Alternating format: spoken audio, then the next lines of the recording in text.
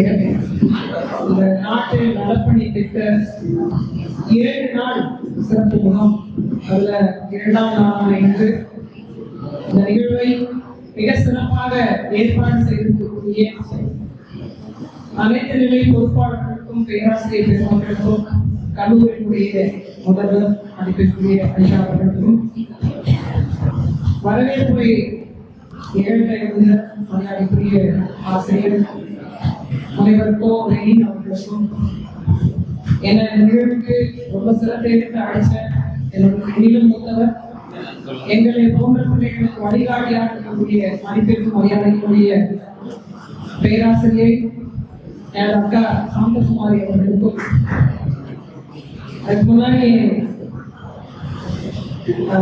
பேராசிரியை மாலதி நான் சொன்னாங்க நான் படித்த கல்லூரி அவர்களும் பேராசிரியர் இன்னும் சொல்ல போனால் அவர்களுடைய மாணவி தான்.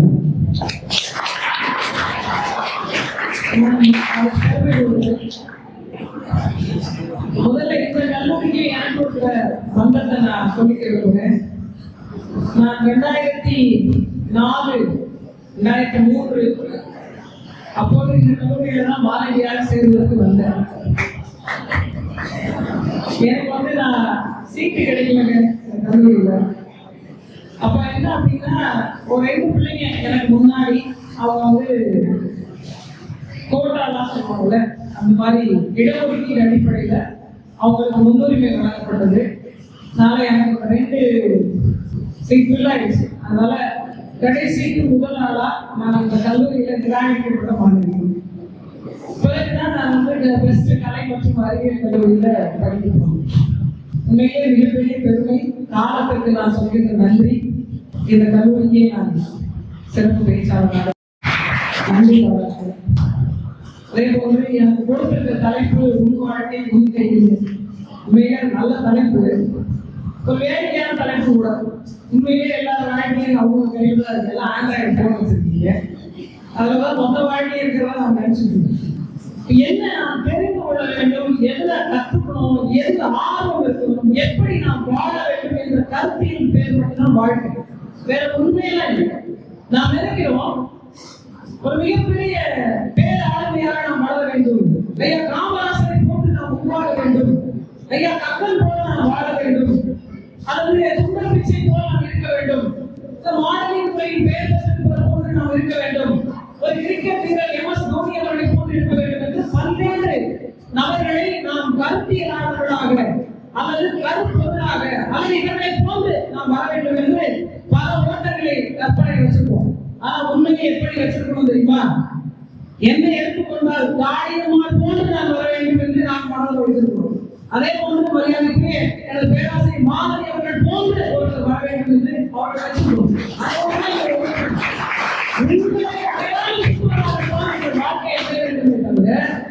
இன்னொருவரை அடையாளம் சொல்வதாக இருக்கக்கூடாது. ஆனால் மூதாதையர்களுடைய வாழ்வின் படங்களை நாம் எடுத்துக்கொண்டு வேண்டும். உங்க வாழ்க்கையே உங்க கையில அப்படின்னு நம்ம சொல்றோம் அப்படின்னா நீங்க யாராவது நீங்க தான் முடிவு பண்றீங்க. இங்க நிறைய பெண் பிள்ளைகள் இருக்கிறதுனால நான் சொல்றேன், அதிகபட்சம் நீங்க என்ன பண்ண போறீங்க? உங்க காலம் என்ன? யாராவது ஒரு சொல்லுங்க, சும்மா சொல்லுங்க. யாரையோட கிண்டல் பண்ணிக்க மாட்டேன். அரசு வேலைக்கு போகும், வேற வேலைக்கு போய் என்ன செய்வீங்க? சம்பாதிக்கணும். சம்பாதிச்சு எல்லாத்தையும் அனுபவிக்கணும். வாழ்க்கையில் இருக்கிற எல்லாத்தையும் அனுபவிக்கணும். வேற குடும்பத்தை நல்லா பார்த்துக்கணும். வேற நான் குறிப்பா பெண்களை கேட்கிறேன், பிள்ளைங்க வேற ஏதாவது கனவு இருக்கா? வேற ஏதாவது கனவு? என்ன சத்தமா பேசுறேன், சத்தமா பேசுறேன். எனக்கு கேட்கிற மாதிரி சொல்லலாம்.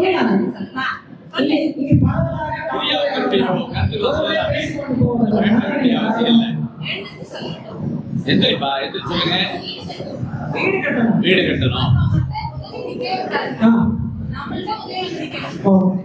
ஒவ்வொருத்தரும் இருக்கவங்க அவருக்கு நம்ம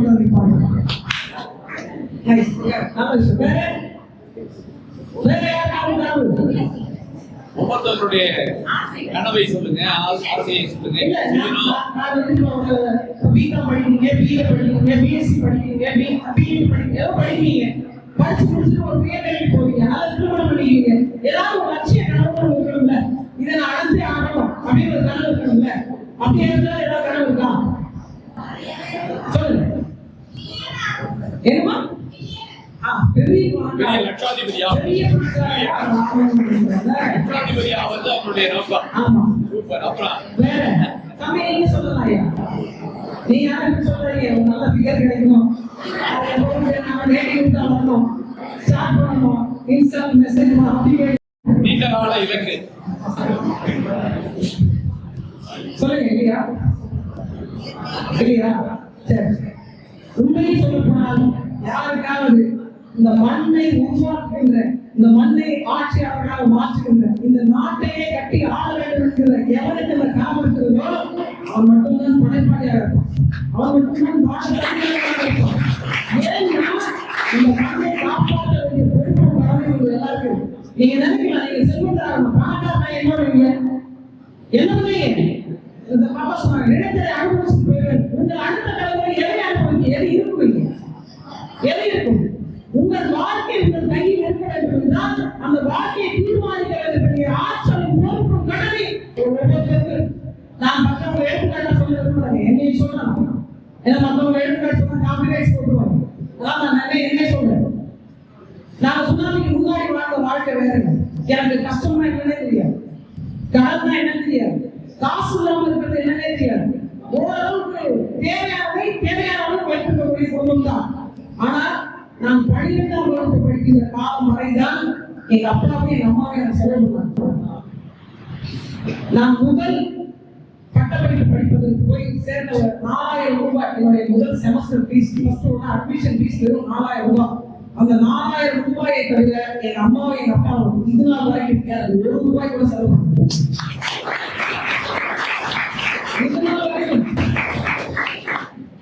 ஒரு கல்வி அறிவை கொடுக்க வேண்டியதுதான் ஒரு பெற்றோருடைய கடமை. எங்க அப்பா சுத்தமா படிக்கல. எனக்கு எங்க இருந்து இந்த விடயத்தை நான் பார்த்தேன்னா, ஒரு நாள் கடற்கரைக்கு போயிருந்தேன். எங்க அப்பா ஒரு கட்டுமரத்தை வச்சுட்டு கடல்ல போறாரு. ஒரு மலை, அது டிஃபன் கேரியர் வந்து எடுத்து போறாரு. மரம் பிறந்துச்சு, மலை பிறட்டு விட்டுச்சு. அப்ப திரும்ப மறுபடியும் அந்த மரத்தை ஏறி பிறட்டு திரும்ப ஏறி அதை உட்காந்து மறுபடியும் தள்ளி போறாரு. திரும்ப அடுத்த அறை வந்து பிறட்டி விடு, தண்ணியில விழுந்துருக்காரு. அப்போது கூட கரை திரும்ப எங்க அப்பா காரில் இருக்கக்கூடிய உயிர் வாழணும் தன் உயிரை துச்சமாக நினைச்சு பணம் இருக்கிற காசை தான் அவங்க இவ்வளவு சீக்கிரமா செலவு செய்யறோம். அன்னைக்கு விட்டு என் பெற்றவங்க பணத்தை வாங்குறாங்க. என் சொந்த கால உழைச்சு நிற்க முடியவில்லை என்றால் 18 வயசாக வாழ்ந்து என்ன பண்ண நான் அன்னைக்கு வாக்காளர். அப்படி ஒரு நிலைமைக்கு என்னுடைய வாழ்க்கையை நான் முன்னெடுத்தேன். அன்னைக்கு முன்னெடுத்த நிலைமைக்கு அப்படியே கொஞ்சம் கொஞ்சமா படிப்படியா கல்லூரிக்கு வந்தேன். நான் வந்த உடனே ஆசிரியர் கேட்டாங்க, என்னுடைய ஹெச்ஓடி நான் நிறைய இடத்துல ஈஸ்டர் நம்புறாரு, நான் நிறைய இடத்துல அவங்க பேரை பதிவு செய்யல, இது எனக்கு இன்னைக்கு ஒரு வாய்ப்பு, நான் பதிவு செய்யறேன். அவர் என்னை சும்மா சீட்டி விட்டுட்டே இருப்பாரு. ஒருவேளை நான் நல்லதான் படிப்பேன், ஆனால் நம்மள ஏதாவது புத்தகம் சொல்லிட்டே இருப்பாங்கல்ல, அது நம்ம ஒரு மாதிரி எழுதி வெறுப்பான். இவர் என்ன நம்மளை ரொம்ப உதாசீனப்படுத்துறாருன்னு அவன் நேரம் போகும். மேடத்தை வந்தோடனே சொன்னேன், உண்மையிலேயே இந்த நிலைமைக்கு நான் உயர்ந்திருப்பதற்கான காரணம் எனக்கு ஆசிரியராக இருந்திருக்க முடியும். அவர் நிச்சயமாக என்னுடைய திறமையை கண்டறிந்து அதை வெளிப்படுத்துவதற்கான தளமாக அதை பயன்படுது. வந்தவனே சொல்றாரு, எனக்கு அவருக்கு நிறைய வாக்குகள் நடக்கும். நம்ம நினைப்போம் ஆசிரியர்களை எடுத்து பேசி ஒரு பட்டி நம்ம மேல பேசுறோம்னா நம்ம தான் தெரியாது அப்படின்னு நம்ம நினைப்போம். உண்மையிலேயே அவங்க செஞ்சுருப்பாங்க. ஏன் தெரியுமா, அவங்களுக்கு அர்த்தம் தெரியும், நாம விவாதம் வந்து நமக்கு அர்த்தமே தெரியாது. அவர் அப்ப நான் நிறைய கவனம் பண்ணுவேன். இவர் என்ன பண்ணிட்டாரு, ஒரு பேச்சு போட்டி வந்துச்சு, எனக்கு பேசவே தெரியாது. சத்தியம் மட்டும் சொல்றேன், நீங்க வேணா அந்த கல்லூரிலாம் விசாரிச்சு பாருங்க, அதுக்கு முன்னாடி பேசுனதே கிடையாது. பள்ளிக்கூடத்துல அந்த பேச்சு போட்டிலாம் கலந்துப்பாங்கல்ல, நான் கைத்தட்டியே பழக்கப்பட்டாரு. உண்மையாவே எங்க வீட்டுக்கு ஏற்ற மாதிரி என்னோட நண்பர் ஒருத்தர் பேர் ரவீந்திரன் சொல்லிட்டு, அவர் அருமையான பேச்சாளர். அருமையான பேச்சாளர் நீங்க 1000 பேர் கலந்துக்கிட்டாலும் முதல் பேச எடுத்து அவருக்கு தனியா வச்சிடணும். அந்த மாதிரியான ஒரு பேச்சாளர். அவருக்கு கைத்தட்டியே பழக்கப்பட்டாங்க. ஒரு முறை சண்டே ஆயிடுச்சு எனக்கு வரும். ஏன்னா அந்த வெஸ்டிகல் என்ன பண்றாங்க என் வாத்தியாரு, என் பேரை வேணுமே அந்த ரவீந்திரன் ஒருத்தர் தான் எழுதிக்கிட்டேன். அவன் எப்படியாவது எனக்கு எழுதி கொடுங்க, இந்த மாதிரி காலேஜில் மாணவ வேணும் ஹெச்ஓடி வந்து மாணவ வாங்கி எழுதி கொடுங்க அப்படின்னு. அவர் என்ன சொல்லிட்டாரு, எனக்கு அவருக்கு ஒரு சின்ன வாங்கல் ஏன் முன்னாடி முட்டி போட நான் ஏற்கனவே தன்மானத்துக்காக தான் வந்துருக்கேன். மீண்டும் ஒரு தன்மானம் இருக்கு. நான் எங்க அம்மா கிட்ட சொன்னேன், அம்மா உங்க தம்பிக்கு போய் சொல்லுங்கம்மா ஏதாச்சும் எழுதி. எங்க அம்மா போய் கேட்டது, உங்க பொண்ணு வந்து எனக்கு சாரி சொல்ல சொல்லுங்க அப்படிதான் எழுதி தருவாங்க.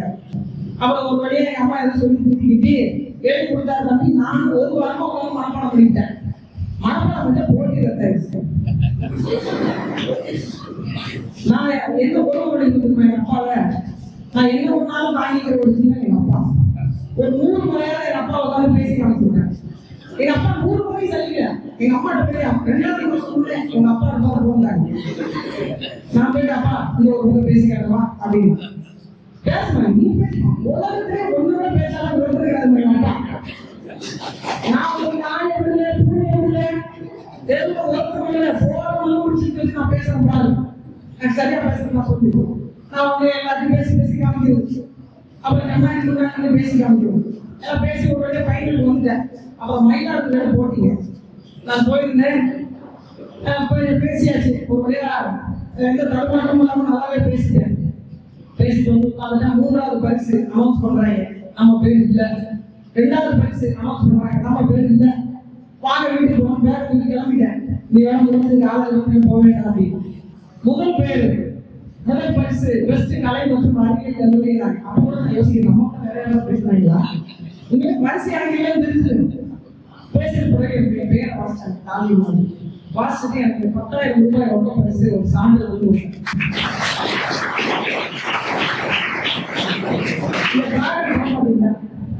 பாத்தீங்களா? அது என்ன சொல்றா தெரியுமா, நீ ஜெயிச்சுட்டா என்ன வந்து வித்ரா அப்படின்னு. நான் இந்த பேப்பர் வாங்கிட்டு முதல் பார்த்ததே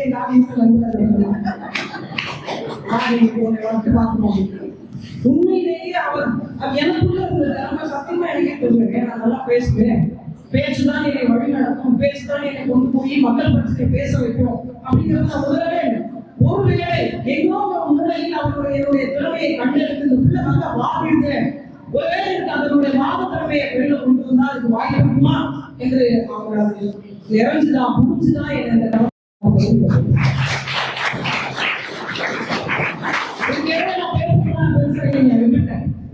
நிறைய இடத்துல பட்டிமன்றம் கொடுத்தாங்க. நான் பெரிய இருக்கக்கூடிய தமிழ்நாடு மோஸ்ட் பாப்புலர் பட்டிமன்ற பேச்சாளர் நடுவர் எல்லாரோடையுமே பேசிட்டேன். ஆனா அதுக்கப்புறம் பேச்சு நான் பெருசா எடுத்துக்கவே இல்லை. அதை விட்டுட்டேன். 2013 நான் ஒரு வேலைக்கு போனேன். அதுக்கு முன்னாடி நீங்க சேர்த்து நாட்டு நலன் நிறைய விஷயங்கள் நான் செஞ்சிருக்கேன். அந்த 2013 வேலைக்கு போகும்போது தான் ஒரு சட்ட புத்தகத்தை எடுத்து வாசிச்சேன். அது ரொம்ப பெரிய ஒரு கணக்கொழுவமான ஒரு சட்டம். கோஸ்டல் ரெகுலேஷன் ஜோன் ஆக்ட்னு சொல்லிட்டு கடலோர முனைப்படுகிற சட்டம்னு ஒரு சட்டம். அது வந்து நான் வேலைக்கு போனோடனே எனக்கு புத்தகத்தெல்லாம் அடுக்கி இதை படிங்கன்னு சொன்னாங்க. அதுதான் 2 மாசம் எனக்கு வேலையே. இந்த புத்தகத்தை படிக்கிறதுக்கு தான் எனக்கு சம்பளம். எனக்கு நீங்க யோசிப்பாங்க, சட்ட புத்தகம்லாம் எவ்வளவு நெருடலா இருக்கும். செக்ஷன் ABCD பயங்கரமா இருக்கும். சரி, அந்த ஒரு புத்தகத்தை படிக்க ஆரம்பிச்சேன். கொஞ்ச நேரத்திலேயே நான் வந்து அந்த புத்தகத்துக்குள்ள மூடிட்டேன். அதை வாசிக்க சொல்லுவேன். என்ன காரணம் கேட்டீங்கன்னா, நாங்க ஒரு கடலோர இருக்கிறோம். கடலோர ஆரம்பிச்ச இடம்னா எங்களோட இடம் தான் நாம இருப்போம். அப்படிதானே? இந்த இடத்துல இருந்து 1 2 3 4 பிரிச்சுட்டாங்க. இது மத்திய அரசு சொந்தம், இது மாநில அரசு சொந்தம் அப்படின்னா எனக்கு என்ன சொல்லுவோம் அப்படின்னு நான் யோசிக்கும் போதுதான் அங்க ஒண்ணுமே இல்லை. கடலோடிக்கு பெரும் ஆசிரியர் தான் அப்படின்னு ஒரு சட்டம் சொல்லுது. சட்டம் எங்க இந்தியாவுக்குள்ளதான் இருக்கு. எந்த மக்கள் அமல்படுத்தப்பட்டிருக்கு, இந்த மக்கள் தான் அமல்படுத்தப்பட்டிருக்கு. ஏன் தெரியல அப்படின்னா கொண்டு சேர்க்கல. அப்ப கொண்டு சேர்க்க வேண்டிய கடமை யாருக்கு இருக்கு? இந்த கடலோடி பிள்ளையார்கள் தான் எனக்கு இருக்கு அப்படிங்கிறத நான் உணர்ந்தது போட்டுதான் இந்த வேலையே செய்ய வந்தேன். எல்லாரும் என்ன கேட்பாங்க, சமீபத்தில் கூட ஒரு பெரிய விபத்துல நான் இருக்கிறேன். அப்ப எல்லாரும் என்ன கேட்பாங்க, இவ்வளவு பெரிய நெருக்கடிகளுக்கு நடுவில் ஏன் பயணிக்கிறோம்? இந்த பிள்ளைங்க இருக்கு, உனக்கு குடும்பம் இருக்கு, நீ ஏன் இவ்வளவு வறுமை சூழலுக்குள்ள வாழ்ற? நீ நினைச்சா எப்பேற்பட்ட வாழ்க்கையை வாழ்ந்தாவே நிறைய உங்களுக்கு வாய்ப்புகள் இருக்கு அப்படின்னு கேட்டாங்க. நான் ஒன்றுதான் நினைக்கிறேன், என் வாழ்க்கை என் கையில் இருக்கு. இந்த உசுறு ஒரு காப்பாற்றும், உங்க மனைவி காப்பாற்றும்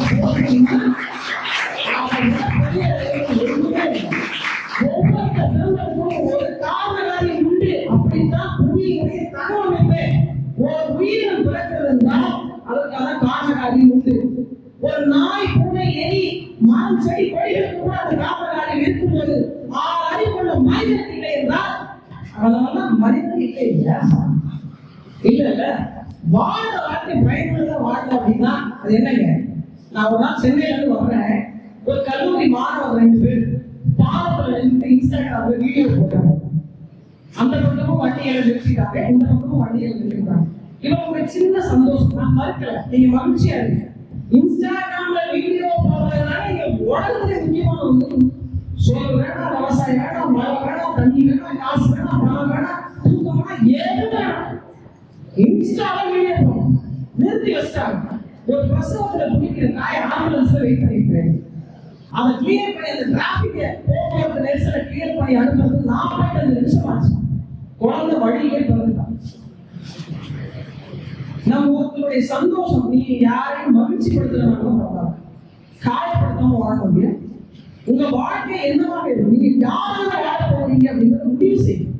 ஒரு திருமணம் பண்ணிக்கிட்டா கூட பண்புள்ள பிள்ளைகளை பெற்று வளர்ப்பதை தவிர 6 பெரிய ஒரு விஷயம் ஒண்ணுமே இல்லைங்க. இன்னைக்கு பாருங்க, 3 வயசு குழந்தைக்கு பாலை வாங்கி கொடுக்குறாங்க, 16 வயசு பிள்ளைக்கு பாலை வாங்கி கொடுக்குறாங்க. நீங்க ஊப்பிலேயே மத்திய பிரதேசத்திலேயே ஒரு தீர்ப்பு, பெண்களுடைய உடையை களைவது, ஒரு ஆண் ஒரு பெண்ணுடைய உடையை களைவது பாலியல் வன்கொடுமை அல்ல, மாதவர்களை தொடுவது பாலியல் வன்கொடுமை அல்லன்னு ஒரு சட்டத்தில் எழுதினேன். பாக்குறீங்களா? இதற்கு பேர் என்ன? இப்ப இந்த சட்டத்தை மாத்தணுமா இல்லையா? நான் வந்து நினைச்சேன் அப்படின்னா நான் அதுக்காக உயிரோடு தயங்க மாட்டேன். அப்படி ஒரு சட்டம் நிறைவேறும் என்றால் இந்த இடத்தில் காரியமாக இருந்தால் பெண்களுக்கான பாதுகாப்பு சட்டம் உறுதி செய்யப்பட வேண்டும் என்று அடுத்த நொடி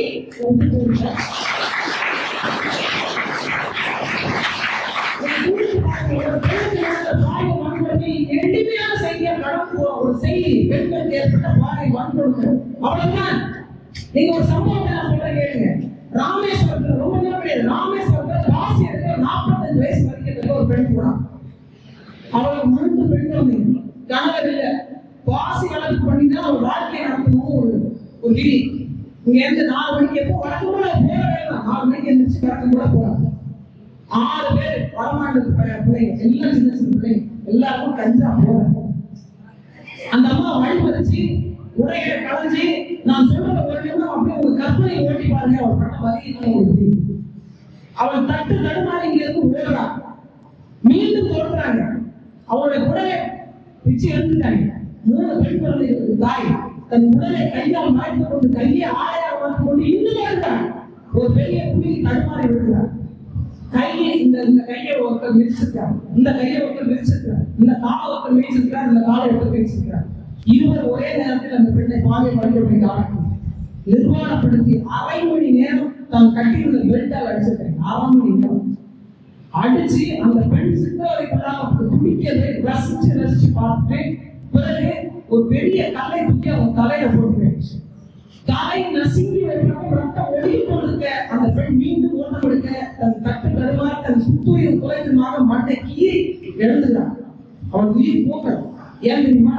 இந்த நகரத்தில் 3 பெண் பிள்ளைகளை எப்படி விட்டு போவது, உயிரை கை பிடித்துக் கொண்டு அடுத்த உணவு அடுத்தது இவன் எப்படியாவது எதிர்க்க வேண்டும் என்று தன் பாவத்தை ஒன்று திரட்டி ஒருத்தரை தாக்க முயற்சி செய்தார். ஒரு கத்தி எடுப்பது கால் மணி கட்டக்கூடிய நரம்பை அறிந்துவிட்டார். ஓடவும் முடியல, ரத்த வெள்ள பெருக்கு ஒரு பக்கம், உயிரும் ஒரு வழியாக உயிர் நாய் வழியாக ஓடி கொண்டிருக்கிறது. மாணவர்களை பிடித்து ஒருத்தன் பிடித்து ஏறினான். அந்த தருணத்தில் ஓடுகிறார். பெட்ரோலை வாங்கி கொண்டு அம்மா உடம்பு முசுகோட கொடுக்கிறார். இதற்கான தண்டனை எப்போது கொண்டு போறீங்க? எப்போது கொண்டு போறீங்க? இது ஒரே சம்பவம் நினைக்கிறீங்களா? இந்தியாவில 45 நிமிஷத்துக்கு இது மாதிரி ஒரு சம்பவம் நடந்தது. இது தடுப்பதற்கான சட்டம் உங்கள் கையில் இருக்கு. நீங்க நினைத்தால் மாற்றலாம் என்றால் உங்கள் கையில் என்ன எல்லாரும் சொல்றாங்க, நீங்க மருத்துவராகுங்க, நீங்க அரசு அதிகாரியா மாறுங்க, நீங்க செவிலியராகுங்க, நீங்க மாவட்ட ஆட்சியராகுங்க, நீங்க வழக்கறிஞராகுங்க, பெண்கள் அரசியல்வாதியாக மாறுங்கள், சட்டம் இயற்றுங்கள், இந்த சட்டத்தை வழிநடத்துங்கள், இந்த மக்களை மிகப்பெரிய மாற்றக்கூடியவர்களாக நீங்கள் மாற்றணும். நான் எதுவும் சொல்றேன், ஒத்தையான அரசியல் பெண்களுக்கு பெரிய வரி கொடுமை. ஒரு பெண்ணை தேவைப்படுத்தணும்னா அவங்களுக்கு அப்பாடு தான் போகும், மனசை உறுப்பு உடைச்சு அப்படிதான் உடைச்சுட்டேன். ஏன்னாலாம் என்னதான் எதிர்பார்க்க நினைக்கிறீங்க? ஏன் அதெல்லாம் தாண்டி இந்த தளத்தில் நிற்கிறோம்? அடுத்த வேலை உணவில்லை என்றாலும் பரவாயில்ல, அல்ல, நான் எந்த சாதனைக்காக இந்த மண்ணில் படைக்கப்பட்டேனோ அதை நிறுத்தி விட்டு போக வேண்டும் என்று நினைக்கிறேன். அதுதான் ஒரு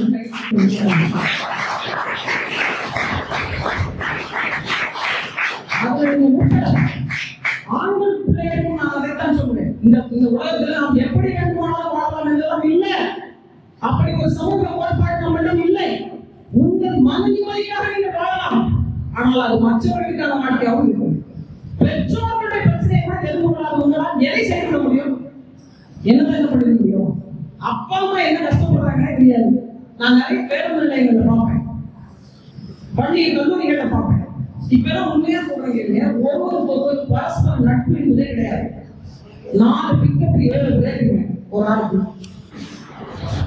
இன்னைக்கு புரிஞ்சமான காதல்லாம் இல்ல, கேட்டா கிரிஞ்சிங்கிறாங்க. கிரிஞ்சி போனாங்க. நம்ம ஏதாச்சும் போயிட்டு தம்பி இதெல்லாம் பண்ணாத அக்கா 3 மாதிரி பேசாதீங்க. நீ எங்கடா வர, நீ எல்லாம் உங்க அம்மா அப்பா சேர்த்து அழுகவே மாட்டேங்கிறா. உண்மையிலே சொல்றாங்க, ஒரு பையன் தன்னுடைய தந்தையார் சத்தத்துக்கு அழுது கொடுத்துதான். ஒரு 21 வயசு பையன் கூட போய் ஃப்ரெண்டு தோணுது, அப்பா சத்தத்துக்குலாம் அழுது பூமன் மாதிரி வாடா தெரிஞ்சு பண்ணிக்கிறாங்க. எவ்வளவு சுமையை சொல்றீங்க. இங்க அன்பு இல்ல, நீ பண்பு இல்ல, பாசம் இல்ல, என்ன இருக்கு? இதையெல்லாம் பாழாக்கியதும் அதுதான். என்னவா இருக்கு? முன்னாடிலாம் ஒரு நண்பர் உடம்பு இல்லை, உண்மையிலே நான் பார்த்த செய்தி, ஒரு தம்பி மறந்து முடிச்சிட்டான். ஒரு லவ் ஃபெயிலியர், இந்த காலத்துல ஒரு லவ் ஃபெயிலியர் மறந்துட்டியா முடிச்சிட்டான். மருத்துவமனையில போயிருக்காங்க. உங்க நண்பர்கள் 8 பேர் வந்தாங்க, நானும் ஒரு பையனை பார்க்க போயிருக்கேன். நான் எதுவும் போய் எல்லாரும் எடுத்து கேக் வெட்டி சார் கேக் வெட்டி கொண்டாடுறாங்க. நான் கூட அந்த பையன் பர்த்டே போலருக்கு ஏன்னா பிறந்த நாளைக்கு நான் சாக பார்த்துருக்கேன் அப்படின்னு. இல்ல செத்து பார்த்துட்டு செலிப்ரேட் பண்ணாங்க. உண்மையிலே எனக்கு ரொம்ப வருத்தப்பட போனேன். அந்த நம்பிக்கை மனசுக்குள்ள நினைச்சுக்கிட்டேன், நீங்களும் போயே சேர்ந்துக்கலாம். எலும்பு முறையில் ஏற்பட்டு ஒருத்தங்க அவன் காலை வந்து நிக்கிறதுக்கு முயற்சி பண்ணான். இந்த எலும்பு தான் இன்னைக்கு அப்படிதான் இருக்கு. ஒரு சீரியஸ்னஸ் இல்ல, ஆனால் பரவாயில்ல. நீங்க விளையாட்டாளரே கடங்கள், ஆனால் எதையும் வேடிக்கை பார்த்து கொடுத்தாங்க. எல்லாத்தையும் வேடிக்கை பார்க்க ஒரு குணம் தமிழுக்கு வந்துருச்சு. இல்லைன்னா பாருங்களேன், ஒரு வழக்கறிஞரை நீதிமன்ற வளாகத்தில் போட்டு வெட்டுறாங்க. எத்தனை அளவு வழங்க வச்சிருப்பாங்க? ஒரு 4 அளவு வச்சிருப்பாங்க. 4 பேரை வெட்டுமா? நீங்க ஒரு 100 பேர் இருக்கிறாங்க, சுற்றி 100 பேர் இருக்கிறாங்க. இந்த 4 பேர் 4 அளவு வச்சிருக்காங்க. அவங்களை தடுக்கவோ அல்லது அந்த கொலையை தடுப்பு நிறுத்தவோ யாருக்கும் புரியல. வேடிக்கை பார்க்கிற குணம் வந்துருச்சு. அதை ஒருத்தர் வீடியோ எடுத்து தவறுகிற அவர் இறக்குங்க, 10 வருடத்துல கிடக்கிற ஒருத்தர் வீடியோ எடுத்து அவர் போஸ்ட் பண்ணி லைக்ஸ் வாங்குறாங்க. இந்த சமூகம் எதை நோக்கி போயிட்டு எதை நோக்கி பிள்ளைகளுக்கு நாம் எதை கற்றுக் கொடுப்போம்? எதை எதிர்த்து கேள்வி கேட்கணுமோ அதை எதிர்த்து கேள்வி கேட்கறது இல்லை. எதெல்லாம் கேள்வி கேட்கக்கூடாதோ அதை கேள்வி கேட்கணும். ஒரு சாலை போடுறாங்க, ஒரு அரசாங்க சாலை போடுறாங்க, நம்ம எவ்வளவு பொறுப்பு கடமையா இருக்கு பாருங்க. ஒரு அரசாங்க சாலை போடுறாங்க, அவங்க சரியா போடல அப்படின்னு அந்த கோயிலை கட்டுறது யார் சொல்லுங்க? என்னங்க யாருக்காவது தெரியுமா? சீர்காழியில் இருக்கக்கூடிய பெரிய கோயில் யார் இருக்கு?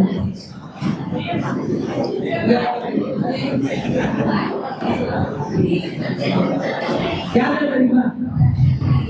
யாருக்கு தெரியாதுல்ல. அந்த கோயில் கட்டினது யாருன்னு அந்த கோயில் எதுவுமே எழுதப்படவில்லை. இவ்வளவு பெரிய கோயிலை கட்டிய அந்த நபரு தன்னோட பேரை நான் தான் கட்டினேன் அப்படின்னு குறிப்பிட்டு வைக்கல. ஆனா நாம 1,000 ரூபாய்க்கு ஒரு சுகத்தை வாங்கி கொடுத்துட்டு காம்பஸ் எடுத்துட்டு போய் ஆற்றில மேல 2 ரூபாய் கீழே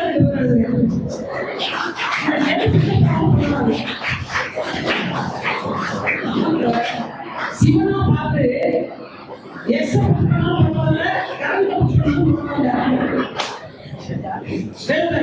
அதை பொம்பளை நாங்க சாப்பிடுறீங்களா?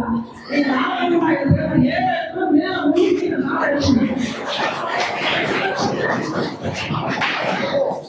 இந்த போர்கள் உண்மையா இருக்க வேண்டும் சிவகோயில.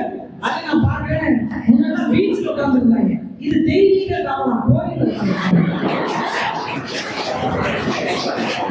உங்களெல்லாம் நினைச்சு நான் பாராட்டுறேன். நீங்க உணவாக பணி செய்ய சொல்லுங்க கோயிலுக்கு.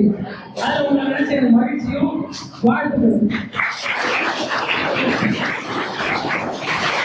கடவுளுக்கு என்ன நீங்க ஆட்டி விட்டு அவங்க அந்த கோவிலை உண்மையிலே வருத்தமா இல்லைன்னா நம்புறாங்க. இந்த கோவில அகழ்படத்தை எடுத்துக்கோங்க, அதுல கருப்பாடு அந்த கடியை எடுத்து வாழ்ந்துட்டேன். நீ எத்தனை ஆட்டி போட்டாலும் அடியில யாரையும் கல்யாணம் பண்ண போறதில்லை. வீட்டுல வந்து பார்த்து வைப்பாங்க. ஆனா அந்த கோவில் வந்து ஒரு மிகப்பெரிய அடையாளம். 1000 ஆண்டு 2000 ஆண்டுலாம் பொக்கிஷமாயிட்டு நம் முன்னோர்கள் முன்னோர்கள் பாதுகாத்த ஒன்றை நான் அடுத்த தலைமுறைக்கு பாதுகாத்து ஓட்டுநர் போவேன் அந்த பொறுப்பு கடமை அப்படின்னு பாருங்க. ஒரு கவர்மெண்ட் பஸ், எந்த கவர்மெண்ட் பஸ் சீட் ஏற்ற முன்னாடி வாயாம இருக்காங்க, அதையும் ஆட்டி விட்டுருப்பாங்க. இவங்க எங்கதான் விடல, பீச்சுக்குமா எழுதுவாங்க. கடைசி வரைக்கும் அது ஒரு மாதம் மனசாட்சி ஒன்னா இல்ல அது எதுக்கு எதுக்கு எழுதணும். அப்ப என்னன்னா நம்ம எதை செய்யணும், எதை செய்யக்கூடாது, எதன் மேல் திருப்பப்படணும், எதன் மீது நாம் காவல் எதன் மீது நாம் நோக்கப்படணும். எனக்கும் காவல் இருக்கு இந்த மண்ணின் மீது, இந்த மக்களின் மீது. அதுபோல உங்களுடைய காவல் எதன் மீது என்று வைத்துக் கொள்ளும். நான் இந்த மண்ணில் ஒரு மிகப்பெரிய ஒன்றை காவலிக்கிறேன் என்றால் அது என் மக்களுடைய உழைப்பு.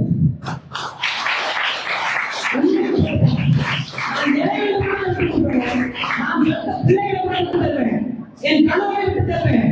நான் எடுத்துக்கொண்டுள்ள லட்சிய கனவுகளை விட ஒரு இடத்தில் பயணம் நடந்து போனா விட்டு தருவேன். என் தகப்பனை மட்டும் எந்த சூழல் இருந்தாலும் விட்டு தருவேன். ஏன்னா நான் ஒட்டுமொத்த உழைப்பை, ஒட்டுமொத்த உண்மை, ஒட்டுமொத்த எல்லா பண்புகளை பார்த்தது என் அப்பாவோட. எங்க அப்பா பெருசா பொய் சொல்லி நான் பார்த்ததே இருக்கு. எனக்கு சொல்லி கொடுத்ததே 3 விஷயம் தான். பொய் சொல்லாத, எந்த சூழ்நிலை வந்தாலும் இன்னொரு மீது செய்யாத பழிய கூடாது, அடுத்த பொருளுக்கு ஆசைப்படாது, உழைச்சி வாழ். அது மட்டும்தான் உடம்பு உடம்பு சொல்லி தரேன். சின்ன வயசுல இருக்கு எங்க அம்மா எனக்கு தாவாடு பாடி கொண்டு வச்சிருக்கு. எங்க அப்பா தான் அதிகப்படியாக பட்டுக்கோட்டை கல்யாண சுந்தரத்தின் பாட்டும் கண்ணதாசன் பாட்டு பாடிதான் தூக்கி வருவாங்க. அதே தான் என் பிள்ளையும் அவங்கள்ட்ட வளர்ந்தா என்னை போன்ற ஒரு வளர்ப்பாங்க. என் குழந்தைகளை எங்க அப்பா தான் வளர்த்தாங்க. இப்பதான் அந்த பிள்ளைங்க என்கிட்ட வந்தாங்க. இதனால வரைக்கும் என் பிள்ளைகளை கூட நான் சரியா பார்க்கல, கவனிச்சு. நான் ஒரு நல்ல தாயாக இல்லாம இருக்கலாம், என் கணவருக்கு நான் ஒரு நல்ல மனைவியாக இல்லாம இருக்கலாம், ஒரு தகப்பனுக்கு மகளாகவும் என் மண்ணுக்கு மகளாகவும் இருக்கிறேன். ஆனால் உங்களுடைய வாழ்க்கை உங்க கையில தான் இருக்கு. நீங்க யாராக மாற வேண்டும், நீங்கள் நீங்களாக இருக்க வேண்டுமா, அல்லது உங்களை போன்ற ஒரு எடுத்துக்காட்டாளர்களாக மற்றவர்கள் மாற வேண்டுமா என்பதை எல்லாரையும் கலாய்க்கலாங்க, எல்லாரும் பண்ணி பண்ணலாம், எல்லாரும் காமெடி பண்ணலாம். அது யார் மனதை காயப்படுத்தும் என்பதை யோசிக்கலாம். நான் எவ்வளவு வருத்தப்பட்டு தெரியுமா, கருப்பா இருக்கேன். சின்ன பிள்ளைங்க என்ன செய்வாங்க, ஒரு 6வது 7வது படிக்கிறதுலாம் எங்க ஆசிரியர்களை இந்த சிறப்பா கலரா இருக்கிற பிள்ளைகளை பார்த்து முன்னாடி முன்னாடி ஆரம்பிச்சுருவாங்க. நான் நல்லா நடனம் பாடுவேன், அந்த பிள்ளைகளுக்கே நான் தான் சொல்லி தருவேன். ஆனால் என்ன பண்ணுவாங்க, அது என்னுடைய தன்னம்பிக்கையை உடைச்சுது. ஒருவேளை நம்ம கொண்டு பிள்ளைங்க முன்னுக்கு வரவே போல எந்த செயலும் சேர்ந்து போறாங்க. நான் நல்லா பாடுவேன், ஆனாலும் எனக்கு அந்த மேடையில அந்த நேரம் நல்லா இருக்கிற வாய்ப்பை எனக்கு கொடுத்தது. ஒரு நல்ல உடை கூட அணிய முடியாதுங்க. ஒரு நான் ப்ரௌன் கலர்ல ட்ரெஸ் போட்டேன், என்ன ப்ரௌன் கலர்ல ட்ரெஸ் போட்டுருக்கேன் மாதிரி இதுல நீ தெரியவே இல்லைம்மா. என் சமீபத்தில் கூட ஒரு கூட்டத்துக்கு நான் போயிருந்தப்போ எனக்கு முன்னாலே என் கூடவே வந்து ஒரு தோழி ஒருத்தவங்க சொல்றாங்க, கொஞ்சம் கூடுதலாக கிடைச்ச வைங்க, காரியமா தெரிவாங்க அப்படின்னு. இதெல்லாம் வந்து நிறைய நேரங்கள்ல என்னை காயப்படுது. கருப்பா இருக்கிற ஒரு குற்றமாடா, எங்க அப்பா மாதிரி தானே நான் இருக்கேன், அடுத்தவங்க தான் தப்பு, அவங்க மாதிரி தானே இருக்கேன்.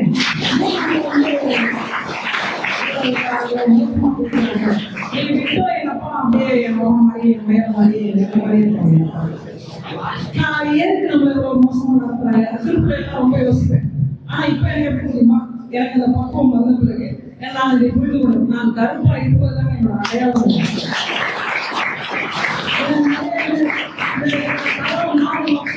கல்யாணம் அப்படின்ற எண்ணமா எனக்கு புரியும். ஏன்னா நான் ஒரு ஆய்வு மேற்கொண்டேன், எதுக்கு மனிதர்கள் கருப்பா இருக்காங்க, எதுக்கு கலரா இருக்காங்க. இந்த மெலனின் சத்து குறைபாடுகளை தான் சேர்ப்பாங்க.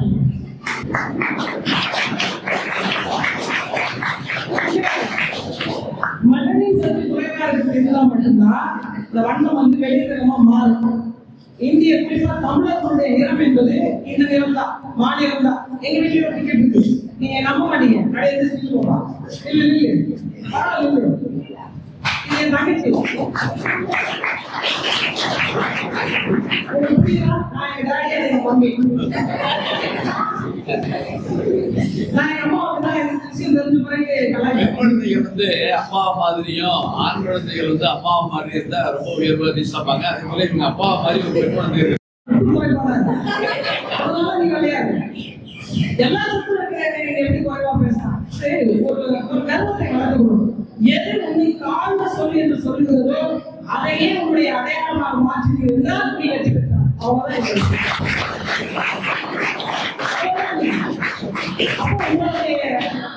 உங்களை தாழ்த்துகின்ற சொல்லியது, உங்களை உயர்த்துகின்ற சொல்லியது, இது ரெண்டு தான் நீங்க முக்கியமா பார்க்கணும். நான் வருகிற வழியில சும்மா போன் எடுத்து பார்த்துட்டு அப்ப மரியாதைக்குரிய பேச்சாளர் பார்த்து சுல்தான் அவர்களுடைய பேசி பார்த்தேன். அப்ப அவங்க ஒரு விஷயம் சொன்னாங்க, ரொம்ப முக்கியமா இருந்து எனக்கு சிறப்பா பண்ணுச்சு. அதனால நான் சொல்றேன். அவங்க அம்மா வந்து இவங்க வெளிநாடு போகும்போது அவங்க அம்மா சொன்னாங்க, அம்மா நான் வெளிநாடு போறேன் அப்படின்னு. அம்மா நீ எந்த நாட்டுக்கு போனாலும் அந்த நாட்டுல கடல் இருக்கா அப்படின்னு கேட்டாங்க. நான் இருக்குமா, நீ எங்க போனாலும் சரி அந்த கடல்ல போயிட்டு காலை மட்டும் நினைச்சு வந்து அப்படின்னு சொன்னாங்க. ஏமா போய் கடல்ல போய் காலை நினைக்க சொல்ல அப்படின்னு கேட்கிறாங்க. அவங்க படிக்காத தாயார். அவங்க சொல்லிருக்காங்க, நீ போய் கடல்ல காலை நினைச்சு வந்தா உன் கால் போட்ட தண்ணி இந்த உலகம் கொடுத்து குடிச்சுக்கணும் இல்லையா அப்படின்னு. மக்களுடைய காலை தரப்பட்ட தண்ணீர் இந்த உலகம் முழுமைக்கு பார்க்க வேண்டும் என்றால் உங்களுடைய பார்வை எவ்வளவு விசாலமானதாக இருக்க வேண்டும். அவங்க சிந்திச்சு பார்க்கல. அவங்க பொண்ணு சொன்னாங்க, நான் இருக்கும்போதே வாழ்ந்து எல்லாத்தையும் அனுப்பி வைக்கிறேன். நாம் வாழ்ந்து இந்த வாழ்க்கை சொற்குலத்தில் சொல்றேன். ஒரு இயற்கை விட இன்னும் துல்லியமாக, இன்னும் ரொம்ப கீழே, இன்னும் ரொம்ப கூட, இன்னும் ரொம்ப சின்ன அணுவை புரட்சி ஏழு கடலை புரட்சி சொல்லுவாங்க. அணுவுள்ள 7 கடலை புரட்சி இன்னும் சின்ன. அவ்வளவு ஒரு சின்ன வாழ்க்கையில நம்ம வாழ்ந்து கொண்டிருக்கோம். என்ன வாழ்க்கை காலையில தெரியுமா, தலைவாரி விஜய் பார்த்து சொல்லிட்டு கிளம்பி வரும். ஃப்ரெண்ட்ஸோட ஜாலியாக வந்துட்டு கல்லூரி படிச்சுட்டு முடிஞ்சா படிப்போம், முடியலாம் செமஸ்டர் சேர்த்து வச்சு படிச்சுட்டு வந்து போயிட்டு வீட்டில் போய் மறுபடியும் சாப்பிட்டு மறுபடியும் போய் 3 ஆறு மாதம் இது பேர் வாழ்க்கை லைஃபா. உங்களை போனே நான் யோசிக்கிறேன், படிச்சு எழுதி இந்த மார்க் என்ன ஆயிரம் உண்மையிலே நான் படிச்சதே என் வாழ்க்கைக்கு சம்பந்தமே இல்லை. நானும் வீக்கம் வந்து அக்கௌண்டன்சில ஃபர்ஸ்ட் மார்க் எடுக்கணும் டிஸ்டிங்ஷன்ல பாஸ் பண்ணேன். இந்த சர்டிஃபிகேட் நான் ஒரு நாள் கூட கையில் எடுக்கும். உங்கள் தனிப்பட்ட திறமைக்கு தான் உங்கள் வாழ்க்கை. உங்கள் ஒவ்வொருத்தருடைய ஒரு தனித்திறமை. ஒரு பேர் நல்லா சிரிக்கலாம், நான் என் பேசுறத வச்சு சில பேர் கமெண்ட் அடிக்கலாம், உட்காந்து அவங்க எல்லாம் நீங்க நல்லா கதை எழுதுங்க. ஒரு கவிதை நான் வாசிச்சேன். ஒரு பையன் நல்லா எழுதிருந்தான், ஒரு காதல் கவிதை தான். அது ரொம்ப அழகா இருந்தது இந்த கவிதை. நீங்க வந்து காலடி தடம் படிக்கிற இடத்துல நான் சோறு போட்டு சாப்பிடுவேன் அந்த மாதிரிலாம் எழுதிருக்கலாம். ரொம்ப அழகா எழுதிருந்தான். ஆமாங்க, அந்த மாதிரி எழுதிருந்தோன்னு டீச்சர் உடனே கிளாஸ் ஹவர்ஸ்ல கூப்பிட்டு அவனை வந்து ஒரு அடி அடிச்சிட்டாங்க. என்ன பண்ணிருக்க, என்ன கொடுப்பாங்க எழுதி உட்காந்துருக்க அப்படின்னு. உண்மையில அந்த கவிதை எழுதி வாசிச்சு பார்த்து ரொம்ப அழகா இருக்கு. எல்லாரும் சொன்னாங்க எந்த பொண்ணுக்காக எழுதுன்னு தெரியாது, அந்த கவிதையை இன்னும் புத்தகம் போடுகிற அளவுக்கு எழுது. எவ்வளவுதான் கலைத்திறமைக்கும் திறமையாளர்களுக்கும் சாதனையாளருக்கும் உள்ள வித்தியாசம். நீ எதை செய்கிறாயோ, எதை விருப்பப்பட்டு செய்கிறாயோ, எதை ஆர்வத்தோடு செய்கிறாயோ அதையே நீ சாதனையாக வாழ். அதுதான் உன் கைகளுக்கும் வாழ்க்கை. இன்றையோடு முடிவு எடுத்துக்கொள்ளும். இன்றையோ உங்கள் வாழ்க்கையில் சிறகடிப்பு பட்டாம்பூச்சி போல பறக்கத்தான் எல்லோருக்கும் தோன்றும். எதையும் கவனிக்க செய்யாது, எதையும் பொருட்படுத்த செய்யாது, எதன் மீதும் கவனம் அதிகமாக செல்லாது. எதன் மீது கவனம் அதிகமாக செல்கிறதோ அதையே உங்கள் சாதனையாக மாற்றும். உங்களுக்கு தெரியும், நான் எதையும் புதுசா சொல்லணும்னு அவசியம். அவங்க சொன்னாங்க, ஒரு அரசு அதிகாரியாக நான் வர வேண்டும், ஒரு அரசு அதிகாரியாக வர வேண்டும் என்பது அவருடைய தேவை. அதில் அவருடைய கனவு, நான் இந்த மண்ணில் நடக்கக்கூடிய அநீதிகளுக்கு துணை போகாமல் அதிகாரியாக நான் வாழ வேண்டும் என்பதுதான் சாதனை. சின்ன சின்ன விஷயங்கள் செஞ்சா போதும். ஒரு பால்காரர் இருக்கிறார், அவரு தன்னை பால தண்ணீர் இழக்காம இருந்தா போதும். நீ சாப்பிட்ற எல்லா உணவு பொருளையும் எதையுமே சாப்பிட முடியலங்க, நீங்க சாப்பிடுற அரிசியில இருந்து குடிக்கிற தண்ணி வரைக்கும் நீங்க விஷம் தான். இன்றைக்கே இவ்வளவு நேரம் அப்படின்னா இன்னும் அடுத்த தலைமுறை செஞ்சுக்கலாம். உங்க தாத்தா அப்பா அது முந்தைய தலைமுறை பாத்தீங்கன்னா 7-8 பிள்ளைங்க வீட்டுகள். இன்னைக்கு தெருவு கருத்தரிப்பு மையம் இருக்கு. ஏன் யோசிச்சு பார்த்தீங்கன்னா இந்த பிசிஓடின்னு ஒரு பிரச்சனை பெண்கள் இருக்கு. கருப்பையில் வரக்கூடிய பிரச்சனைன்னு சொல்றாங்க. 35 விழுக்காடு பெண்கள் தானாக கருத்தரிக்கக்கூடிய தன்மையை இழந்து விட்டார்கள். அப்ப இங்க உணவு சரியில்லை, நாம் வாழ்கின்ற உழைப்பிடம் சரியில்லை, இருக்கிற சமூகத்துடைய சூழல் சரியில்லை, வேலை வாய்ப்புகள் முழுமை பெறாது. அப்ப இது எல்லாவற்றையும் மாற்றக்கூடிய ஒரு மனிதராக நீங்க உருவாகணும். அப்படித்தான் உங்களை நீங்க மாற்றலாம். என்னுடைய பெரிய வேண்டுதல் என்ன அப்படின்னா, நான் சொல்லுகிறேன், பெண்களுக்கான பொறுப்பு கடமையும் நிறைய இருக்கு. எல்லாருக்கும் மகிழ்ச்சி இருக்கு. உங்களை போல கல்லூரி படிக்கும் போது என்னுடைய பேராசிரியை விட நான் கூடுதல் சம்பளம் தெரியுமா?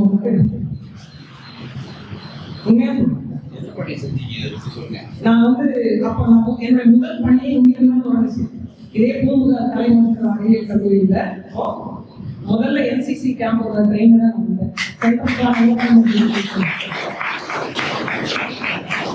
சுற்றுச்சூழல் மையத்துடைய மினிஸ்ட்ரி ஆஃப் ஆர்ட்ஸ் மனத்துறையின் கீழ் இயங்கக்கூடிய சென்டர் ஃபார் என்விரான்மெண்டல் எஜுகேஷனுடைய பயிற்சி மையம் இங்க நடந்தது. அந்த முதல் பயிற்சியாளராக திரும்ப அதுல இருந்து நான் Lutheran world service India trust ஒரு என்ஜிஓ ஒர்க் பண்ணேன். அப்ப என்னோட பேராசிரியை விட நான் பார்ட் டைம் தான் ஒர்க் பண்ணேன். என்னோட சம்பளம் பண்ணி என்னன்னா, நான் எல்லாரும் கல்லூரி அதிகாரியாக நான் வாழ வேண்டும் என்பதுதான் சாதனை. சின்ன சின்ன விஷயங்கள் செஞ்சா போதும். ஒரு பால்காரர் இருக்கிறார், அவரு தன்னுடைய பால்ல தண்ணி கலக்காம இருந்தா போதும். நீ சாப்பிட்ற எல்லா உணவு பொருட்களும் எதையுமே சாப்பிட முடியலைங்க. நீங்க சாப்பிடுற அரிசியில இருந்து குடிக்கிற தண்ணி வரைக்கும் நீங்க விஷம் தான். இன்றைக்கே இவ்வளவு நேரம் அப்படின்னா இன்னும் அடுத்த தலைமுறை செஞ்சுக்கலாம். உங்க தாத்தா அப்பா அது முந்தைய தலைமுறை பாத்தீங்கன்னா 7-8 பிள்ளைங்க வீட்டுகள். இன்னைக்கு தெருவு கருத்தரிப்பு மையம் இருக்கு. ஏன் யோசிச்சு பார்த்தீங்கன்னா இந்த பிசிஓடின்னு ஒரு பிரச்சனை பெண்கள் இருக்கு. கருப்பையில் வரக்கூடிய பிரச்சனைன்னு சொல்றாங்க. 35 விழுக்காடு பெண்கள் தானாக கருத்தரிக்கக்கூடிய தன்மையை இழந்து விட்டார்கள். அப்ப இங்க உணவு சரியில்லை, நாம் வாழ்கின்ற உழைப்பிடம் சரியில்லை, இருக்கிற சமூகத்துடைய சூழல் சரியில்லை, வேலை வாய்ப்புகள் முழுமை பெறாது. அப்ப இது எல்லாவற்றையும் மாற்றக்கூடிய ஒரு மனிதராக நீங்க உருவாகணும். அப்படித்தான் உங்களை நீங்க மாற்றலாம். என்னுடைய பெரிய வேண்டுதல் என்ன அப்படின்னா, நான் சொல்லுகிறேன், பெண்களுக்கான பொறுப்பு கடமையும் நிறைய இருக்கு. எல்லாருக்கும் மகிழ்ச்சி இருக்கு. உங்களை போல கல்லூரி படிக்கும் போது என்னுடைய பேராசிரியை விட நான் கூடுதல் சம்பளம் தெரியுமா?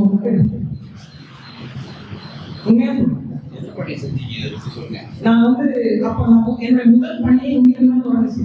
இதே பூமுக தலைமுறை அறிவியல் கல்லூரியில முதல்ல என்சிசி கேம்போட ட்ரெயினரா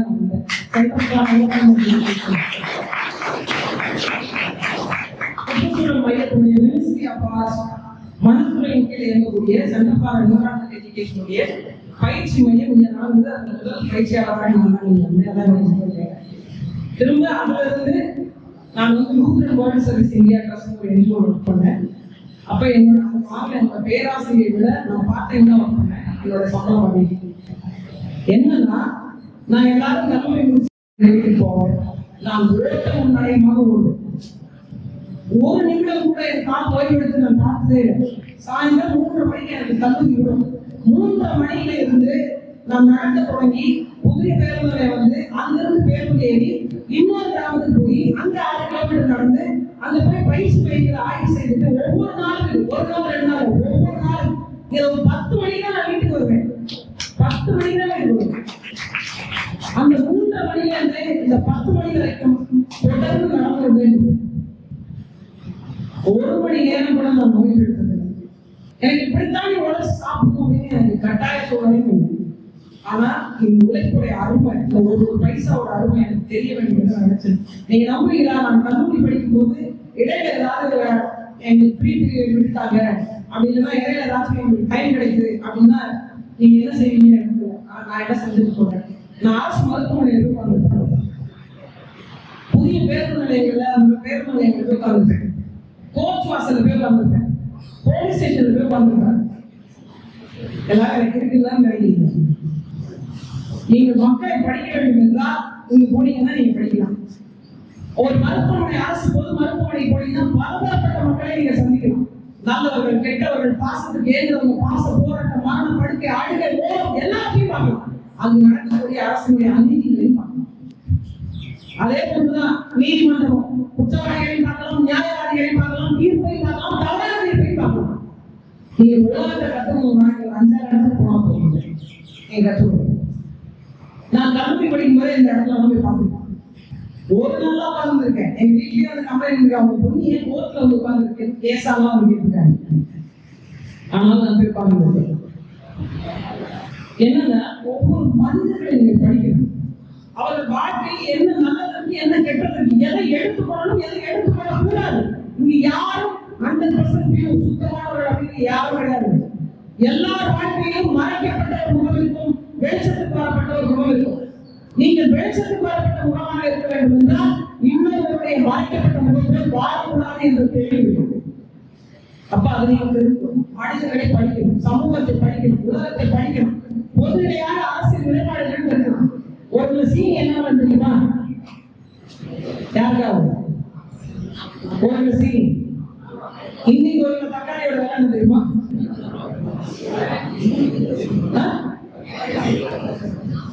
யாரும் வீட்டுல கடைக்கு போய் ஜாமான் வாங்குறாங்க. தம்பி கை கொடுக்குறாங்க. அப்ப பொருளாதாரம் தெரியல. பொருளாதாரம் இன்னைக்கு அரசியல் நிலைப்பாடு, அரசியல் நிலைப்பாடு தெரியுமா? இப்போ இந்த தேசிய கல்வி கொள்கை, மும்மொழி கொள்கை இதெல்லாம் தெரியுமா?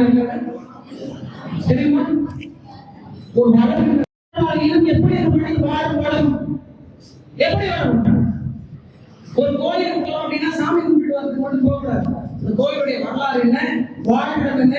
ஒருத்தர் பிரான்ஸ்ல இருந்து வந்து தேடித்தான் ராஜராஜ சோழன் தான் இந்த கோயிலை கட்டினாலும் சொல்ல வேண்டியிருக்கு. நமக்கு தஞ்சை பெருவுடையார் கோயிலை கட்டுறது யாருன்னு கண்டுபிடிச்சது யாரு? நம்ம நாட்டுக்காரங்க. வெளிநாட்டிலிருந்து ஒரு வந்துதான் பூம்புகார் கடல் ஒருத்தர் ஆய்வு பண்ணி பூம்புகார் என்ற பெருநகரம் கடலுக்குள்ள மூழ்கி இருக்கு, 15,000 ஆண்டுகால வரலாற்றை கண்டு தமிழகம் ஒருத்தர் ப்ரூவ் பண்றாருன்னா அப்படி வாழ நமக்கு நம்ம என்ன செய்திருக்கிறோம்? அப்ப நம்ம என்னவாக கற்பிக்கப்பட்டிருக்கிறோம்? நான் சொல்றது உங்களுக்கு கோபம் வரலாமா? கேள்வி நியாயமானதா என்பதை நீங்க விட்டுப்பாங்க. கோபம் வரலாம். என் பிள்ளைகள் எப்படி வளர வேண்டும் என்று நான் நினைக்கிறேனோ அதே தான் உங்களுக்கு சொல்லிக் கொடுக்கிறேன். நீங்க கற்றுக் கொடுக்கணும். நீங்க பெற்றோர்கள் செய்யக்கூடிய பெரிய தவறு என்னதுமா? புள்ள டிஸ்டர்ப் பண்ணக்கூடாதான் போன் எடுத்து கையில் கொடுக்குறீங்க. அவன் என்ன பார்க்கிறான், என்ன பார்க்கணும், என்ன பார்க்கக்கூடாது எதுவுமே நாம் சொல்லிக் கொடுப்பதில்லை. தொடர்ந்த உணர்வுகளை பற்றி நாம் சொல்லித் தருகிறோம். ஒரு காலத்துல ஒரு ஆண் ஒரு பெண் பிள்ளையை தொட்டா அந்த பெண் பிள்ளையை அவன் மறைக்கணும். ஆனா இன்னைக்கு சகஜ நிலைமை வந்துருச்சு. நண்பர்கள் சரி, சகஜ நிலைமை வந்துவிட்டது. நண்பர்கள் தான் அந்த வார்த்தைகளுக்கு உண்மையாக இருக்கும் பட்சத்தில் அது சரி, இல்லை என்றால் பல தவறுகளுக்கு அது பெரிய தூண்டுதலாக அமையுமா இல்லையா? ஒரு நான் பேர் நிலையத்தில் பார்த்தேன், காரைக்கால்ல ஒரு பெண் பிள்ளைக்கு பிறந்த நாள். அந்த பிள்ளைக்கு கேக் வெட்டி வாயில ஊட்டிக்கிறத நான் பார்த்துக்கிட்டேன். கேக்கை மூஞ்சில வச்சு முக்கி உடம்புல பசங்க எடுத்து இருக்கிறாங்க. கேட்டா விளையாட்டு, வேடிக்கை, நண்பர்கள் சொல்றாங்க. இதே அந்த பெற்றோர்கள் முன்னிலையில் அந்த பிள்ளை அதை செஞ்சு முடியுமா? ஒரு பெண் பிள்ளைக்கு தெரிய வேண்டும் எதை ஒருவருக்கு நாம் அனுமதி கொடுக்க வேண்டும், எதை கொடுக்க கூடாது என்பது தெரியும். எதெல்லாம் சுதந்திரம் தெரியுமா? நீங்க செய்ய நினைக்கிறீர்களோ அதை செய்யாமல் இருப்பதற்கு பேரும் தான் சுதந்திரம்.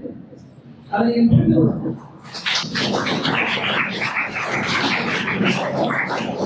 ஒரு பெண் என்பவள் சாதாரண வீரம் அல்ல. அவளுக்கு வீரம் இருக்கிறது, அவளுக்கு விவேகம் இருக்கிறது, அவளுக்கு மாண்பு இருக்கிறது, அவளுக்கு மரியாதை இருக்கிறது, அவளுக்கு பலம் இருக்கிறது, அவளுக்கு ஆற்றலும் அழிக்க ஆற்றல் இருக்கிறது, படைப்புக்கான சக்தி இருக்கிறது என்பதை நீங்கள் உணரணும். ஏதோ பெண் பிள்ளையா பிறந்தோம், ஏதோ ஒருத்தர் கல்யாணம் பண்ணிட்டோம், குழந்தை போகணும் அப்படி இருக்கக்கூடாது. ஒரு பிள்ளையை உருவாக்கக்கூடிய ஆற்றல் உங்களுக்கு இருக்கிறது என்றால் இந்த மண்ணையை உருவாக்கக்கூடிய ஆற்றல் உங்களுக்கு தான் இருக்கும். அதே போல ஆண் பிள்ளைகள் உங்களை சமமானவர்களாக பெண்களை நடத்தணும். உங்க கையில் என்ன இருக்கிறது என்றால் நீங்க எந்த வேலையும் செய்ய மாட்டாங்க, நீங்க பெரிய படைப்பாளராக மாற வேண்டாம், நீங்க பெரிய சாதனையாளராக மாற வேண்டாம். உங்களோடு சமமான வாழ்க்கை வாழ்கின்ற பிள்ளைக்கு சம மரியாதை கொடுத்து பெண்ணை மரியாதையாக நடத்தினாலே அதுவே பெரிய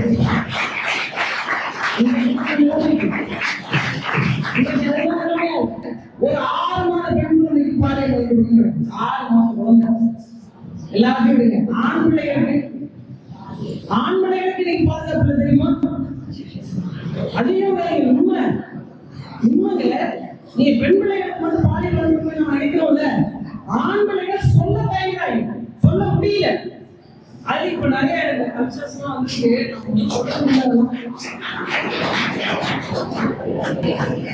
ஆண் பிள்ளைகளுக்கு நான் இடத்துல நான் உண்மையாவே கேள்விப்பட்ட ஒரு செய்தி.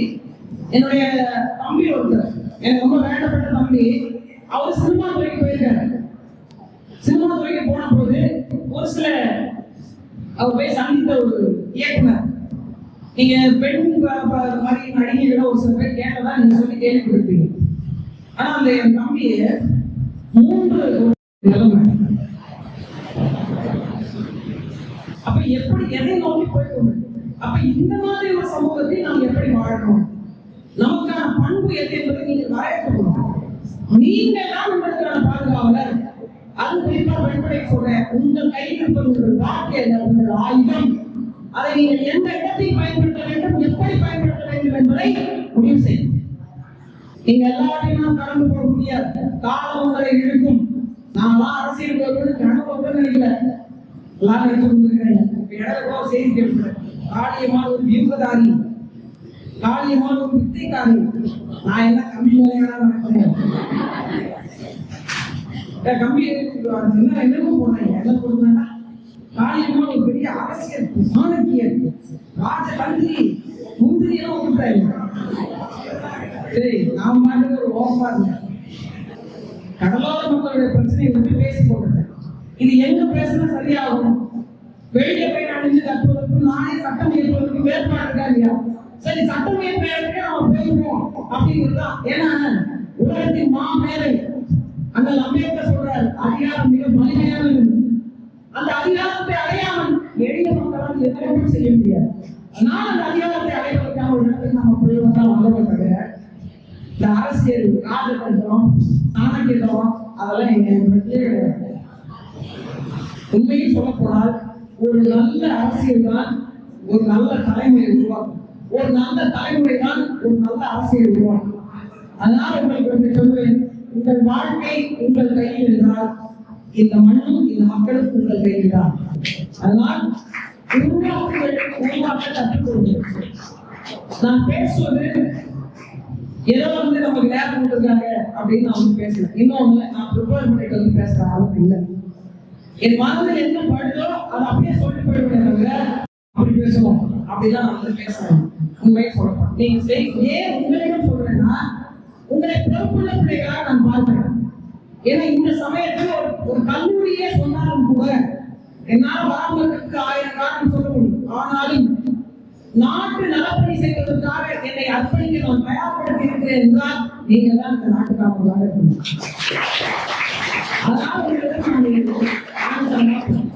நீங்க ஏதோ இந்த அவசர கட் பண்ண நமக்கு ஆப்ஷன் போட்டுவாங்க, இல்ல ஏதாவது பிராக்டிகல் கைய வச்சுருவாங்க, எதுக்காக இருக்கலாம்.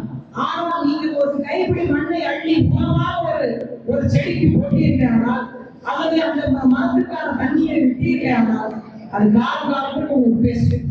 நான் ஒரு 10 ஆண்டுக்கு முன்பு ஒரு இடத்துல வேலை செய்யும் போது ஒரு பள்ளிக்கூடத்தை சுற்றி மரக்கன்றுகளை நட்டு வந்தோம். அந்த பிள்ளைகள் வந்து ஒரு பேர் வச்சோம். அந்த பிள்ளைகள் வந்து ஒரு டீமா தண்ணி ஊற்றி வளர்த்தாங்க. நாங்கள் ஒரு நாள் வளர்த்தோம், அந்த பிள்ளைகளை ஒப்படைச்சு வந்தோம். சமீபத்தில் நான் அந்த பள்ளிக்கூடத்துக்கு போயிருந்தேன்.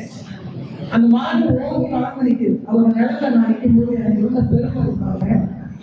உண்மையிலே உலக சாதனை படுத்த மாதிரி இப்போ எப்படி உங்க அந்த ராக்கெட்ல இருந்து வந்தாங்கல்ல புதுக்காவது அந்த மாதிரி கெத்தா இருக்கு. நாம வச்ச மரங்க நான் போய் சொல்றேன் அந்த தலைமையாசிரியர், சார் இது நான் வச்ச மரம் தானே, அந்த மரத்துக்கு பேர் வச்சிருக்கோம் இல்லையா, இது என்னோட பேர் தானே அப்படின்னு சொல்லி நான் கேட்டேன். சொன்னாரு, அம்மா நீங்க வச்ச மரம் தானா, நீங்க வளர்த்துருக்கீங்களோ மரம் வளர்த்துருக்குன்னு சொன்னாங்க. நமக்கு அதுதான் பெருமை. உண்மையிலே ஊர்ல திருவிழா எங்க அம்மா இருக்கிற காசு உங்களுக்கு தெரிஞ்சிருக்கும்னு நினைக்கிறேன். மிகப்பெரிய செல்வங்க அவங்க பெரிய தொழில் வச்சுருக்காங்க, நிறைய பேருக்கு தெரியாது. அவர் கம்பெனி வச்சிருக்காரு, ஒரு கார் மெட்டீரியல் மேனுஃபேக்சரிங் பண்ற கம்பெனி சென்னையில் வச்சிருக்காரு. ஆனா அதை வச்சுட்டு வேற வாழ்க்கை வாழலாம்ல. நீங்க போயிட்டு ஒரு 1000 மரங்கள் கொடுங்கன்னு கேளுங்க, யாராவது தனிப்பட்ட போயிட்டு கேளுங்க, நான் 1000 மரங்கள் வைக்க விரும்புறேன், உடனே எடுத்து கொடுப்பாருங்க, உடனே எடுத்து கொடுப்பாரு. ஏன்னா இந்த மண்ணினுடைய நீர்வளத்தை காப்பாற்றணும்னு எவ்வளோ பெரிய வேலைக்கு போனாலும் அவங்க எல்லாம் அந்த மாதிரியான ஆட்கள் இருக்கிறதுனாலதான் நம்ம கொஞ்சம் 2 மாதம் நல்லா காற்றை சுவாசிக்கணும். அதனால அவங்க ஒவ்வொருத்தருக்கும் பொறுப்பு கடமை இருக்கு. எங்கள் இளைய தலைமுறை பிள்ளைகள் மிகப்பெரிய எதிர்காலம் உங்கள் கையில் இருக்கு. நீங்கள் எந்த ஆயுதத்தை எடுக்க வேண்டும் என்பதை நீங்கள் முடிவு செய்யுங்க. உங்களை போன்ற ஒரு எடுத்துக்காட்டாக இன்னொரு வாழ்க்கை இருந்தால் கொஞ்சம் சிரமப்படத்தான் வேண்டும், கொஞ்சம் ஆசைகளை நிராகரிக்கத்தான் வேண்டும், அவற்றையெல்லாம் தள்ளி வைக்கும். ஏன்னா இது இல்லைங்க வாழ்க்கை, இது ஒரு சந்தோஷம். 1 ஆண்டு 2 ஆண்டு நீங்க கல்லூரி முடிகிற வரைக்கும் இருக்கும். நீங்க கல்லூரி முடிச்ச பிறகு உங்களை ஒருவரோட அடையாளப்படுத்தி இருந்தாலும் தான் அடையாளப்படுத்த முடியும். என்னுடைய பல நண்பர்களுடைய குரல் எனக்கு ஞாபகம் இருக்கும். எனக்கு இல்லை, நிறைய பேருக்கு இருக்காரு. நல்ல பழகிய முகம், ஆனா உடனே நம்மளால கண்டுபிடிக்க முடியாது. பேர் ஞாபகம் இருக்காரு. இன்னும் 4000 ஆண்டு காலம் போனா அவங்க வாழ்க்கை வேறு, உங்கள் வாழ்க்கை வேறு.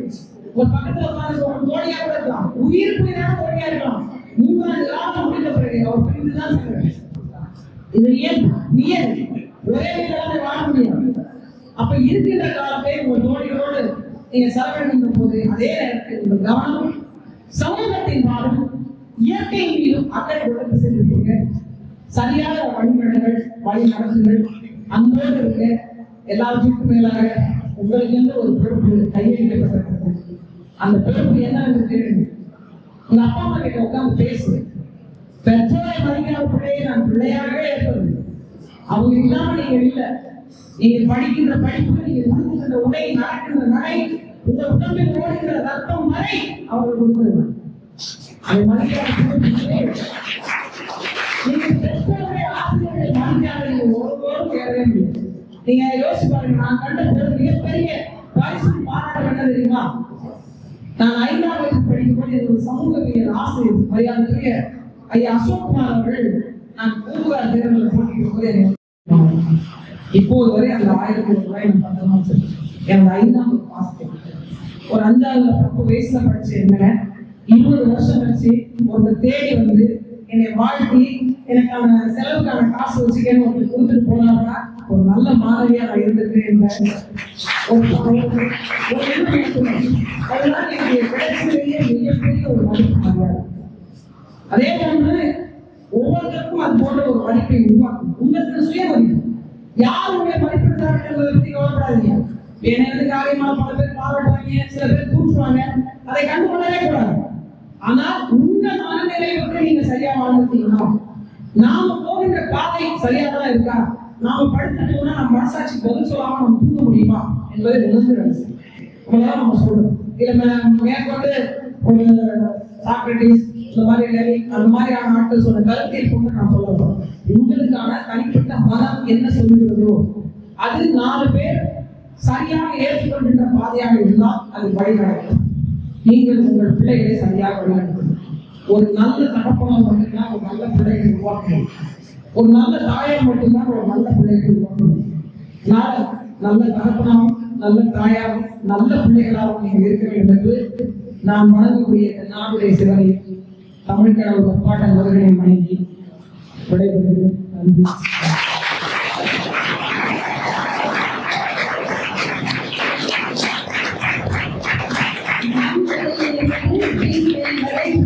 அரசியல், அறிவியல், ஆன்மீகம் எல்லா நிகழ்வுகளையும் கண்மண் படம் பிடித்து காட்டி மிக அருமையான ஒரு சாதனை தன்னம்பிக்கை பேச்சாளர் நம்ம அட்டப்பள்ளி வந்து பேசுறதுக்கு நம்ம மாணவர்களுக்காக அவங்களுக்கு நன்றி தெரிவிக்கிறோம்.